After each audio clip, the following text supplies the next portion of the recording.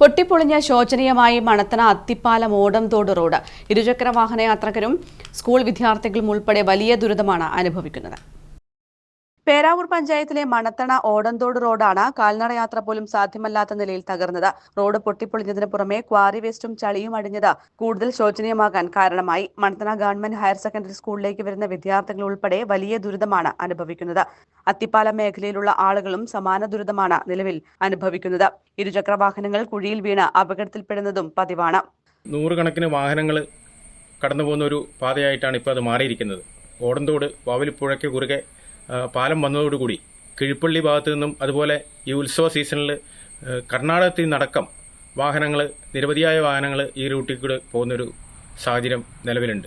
എന്തുകൊണ്ടും വളരെ തിരക്കുള്ള റോഡായി നമ്മുടെ ഈ ഓടംതോട് മണത്തണ റോഡ് മാറിയ ഈ സാഹചര്യത്തിൽ അതിൻ്റെ നിലവിലെ അവസ്ഥ വളരെ പരിതാപകരമായിട്ടാണ് ഉള്ളത്. അവിടെ കോറി മെറ്റീരിയലുകൾ ഒക്കെ വിൽക്കുന്ന ആ സ്ഥലത്തോട് ചേർന്ന് വളരെയധികം ബുദ്ധിമുട്ടോടുകൂടി തന്നെയാണ് ജനങ്ങൾ നടന്നു പോകുന്നത്. കാൽനട പോലും അസാധ്യമായ ഒരു സാഹചര്യമാണ് നിലവിലുള്ളത്.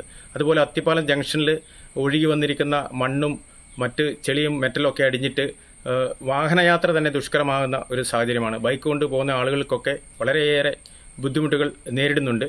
വലിയ ബുദ്ധിമുട്ടാണ് നേരിടുന്നതെന്നും PWD അധികൃതർ ഉടൻ തന്നെ വേണ്ട നടപടികൾ സ്വീകരിച്ച് റോഡ് പൂർവ്വസ്ഥിതിയിലാക്കണമെന്നുമാണ് നാട്ടുകാരുടെ ആവശ്യം. News bureau, Peravoor.